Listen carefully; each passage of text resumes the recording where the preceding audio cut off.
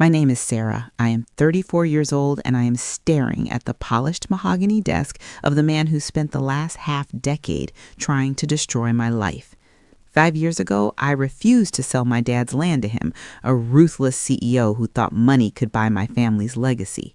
I fought him tooth and nail, enduring endless nights of tears and near bankruptcy. But now, sitting in his penthouse office, the smugness was gone from his face. His hands were shaking as he reached into his expensive suit pocket and slowly slid an old, faded photograph across the table. I looked down, my heart dropping to my stomach as I recognized the faces in the picture. It was a family photo I had never seen, and what it meant changed everything I knew about my past. To understand how I ended up in that room, you have to go back to the day my world completely fell apart. My dad, Arthur, was a simple man who loved the dirt under his fingernails more than anything. He owned 50 acres of prime green land just outside the city limits. When I was 29, the doctors gave him 3 months to live. Cancer is a cruel, unforgiving thief. I spent every single day by his side, watching the life drain from his eyes. On his final night, he pulled me close, his breath rattling in his chest. He looked right into my soul and said, "Sarah, promise me you will never sell the land to Thorne. No matter what he offers, keep the soil." I nodded through my tears, promising him I would protect our home. He passed away soon after. The weeks following his funeral were a dark blur of suffocating grief. My best friend, Chloe, a vibrant woman of 34 who had known me since kindergarten, practically moved in to make sure I kept breathing. We were sitting on the porch when a long, intimidating black car pulled up our gravel driveway. Out stepped Marcus Thorne, a 60-year-old man who exuded raw power and absolute intimidation. He was the CEO of Thorne Developments, a corporate empire swallowing up independent farms. He didn't offer condolences. He just pulled a thick folder from his briefcase, dropped it on the table, and coldly told me he was buying the property. "There's a cashier's check in there for $4 million, Marcus said, his voice laced with a cold edge. Chloe gasped beside me. $4 million was enough to never work another day in my life. For a split second, the sheer weight of the offer paralyzed my thoughts. But then my dad's dying words echoed in my mind. I felt a massive surge of protective anger. "The land is not for sale," I told him, pushing the folder back across the table with a trembling hand, refusing his dirty money. Marcus let out a harsh laugh, leaned in close and whispered that I was making the biggest mistake of my miserable life. He promised me he would take the land anyway. After he left, Chloe turned to me, pale with worry. "Sarah, you work as a receptionist making minimum wage. The property taxes will bury you." I knew she was right, but this was about honoring my father, no matter the cost. Within a month, Marcus's nightmare began. The local bank suddenly called in my dad's small loan, demanding full payment within 30 days. Then the city zoning commission started sending inspectors every week, hitting me with ridiculous fines for the height of the grass and the fading color of the barn doors. He was systematically trying to drain my bank account and completely break my spirit. To keep the farm afloat, I completely sacrificed my life. I kept my day job at the clinic, smiling at patients while my stomach cramped from hunger. As soon as I clocked out, I drove straight to a greasy highway diner, working as a waitress until 2 in the morning. My feet were covered in painful blisters, my back screamed in agony, and there were nights I cried in my car from total exhaustion. Chloe would show up during my late shifts, ordering a single coffee just so I wouldn't feel alone. She would slip a $20 bill in my apron, keeping me anchored when I wanted to quit.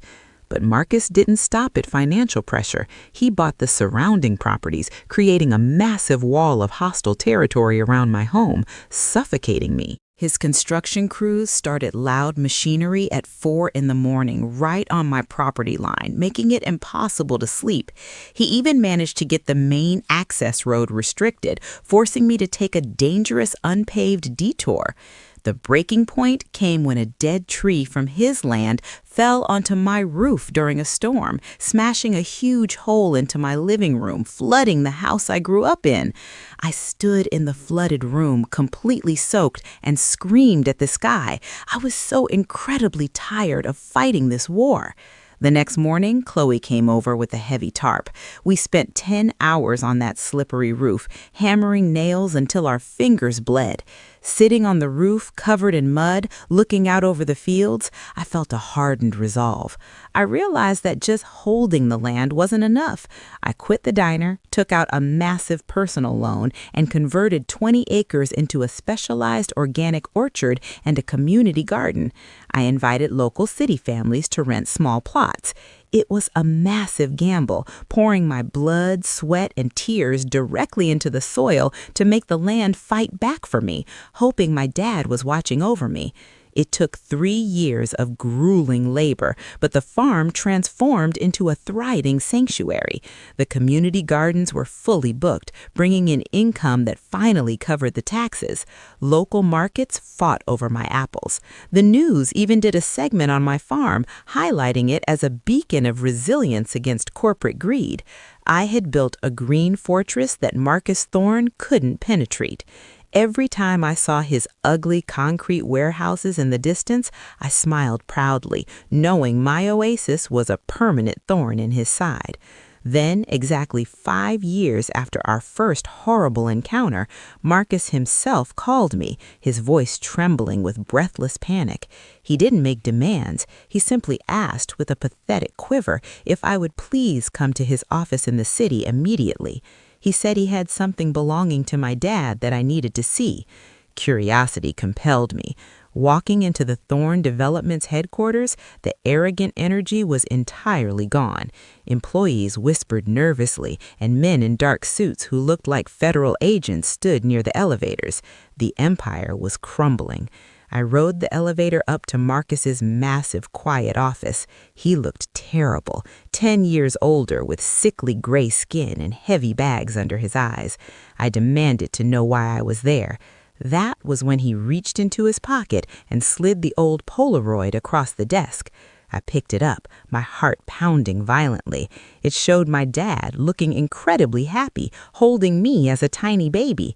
But standing right next to him was a young Marcus Thorne, with his arms slung around my dad's shoulder in a tight embrace. They were matching mechanic uniforms. "We weren't just business partners," Marcus said, his voice completely breaking. "Your father and I were best friends. We started a company together. But I got greedy."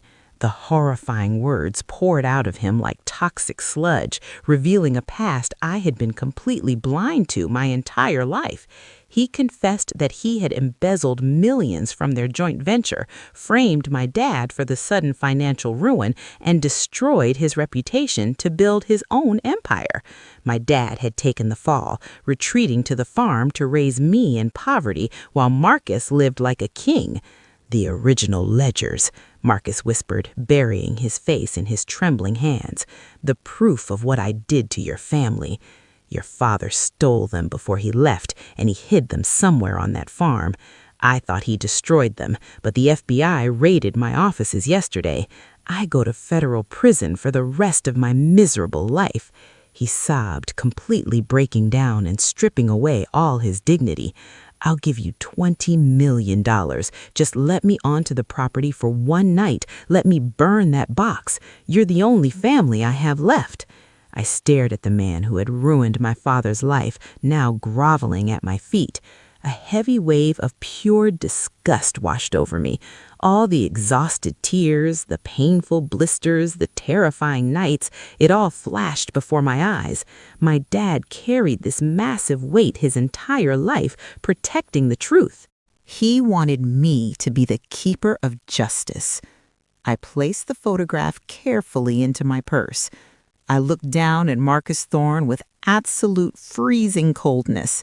"My father was a good, honorable man," I said, my voice echoing loudly in the quiet office. "And you are nothing but a pathetic coward. Keep your dirty money, Marcus." I turned on my heel and walked out of the room forever. I completely ignored his desperate screams. I didn't go home. I drove straight to the local FBI field office, walked up to the front desk, and told them exactly where they could find 30 years of buried corporate fraud.